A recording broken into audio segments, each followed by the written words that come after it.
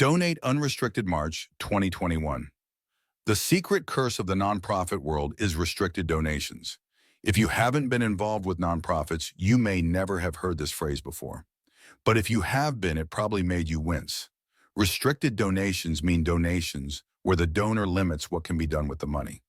This is common with big donations, perhaps the default. And yet it's usually a bad idea.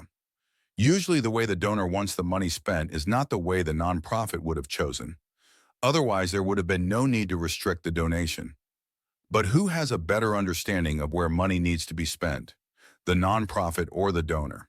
If a nonprofit doesn't understand better than its donors where money needs to be spent, then it's incompetent, and you shouldn't be donating to it at all, which means a restricted donation is inherently suboptimal. It's either a donation to a bad nonprofit or a donation for the wrong things. There are a couple exceptions to this principle.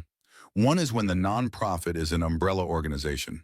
It's reasonable to make a restricted donation to a university, for example, because a university is only nominally a single nonprofit. Another exception is when the donor actually does know as much as the nonprofit about where money needs to be spent. The Gates Foundation, for example, has specific goals and often makes restricted donations to individual nonprofits to accomplish them. But unless you're a domain expert yourself or donating to an umbrella organization, your donation would do more good if it were unrestricted. If restricted donations do less good than unrestricted ones, why do donors so often make them? Partly because doing good isn't donors' only motive. They often have other motives as well, to make a mark or to generate good publicity, or to comply with regulations or corporate policies. Many donors may simply never have considered the distinction between restricted and unrestricted donations.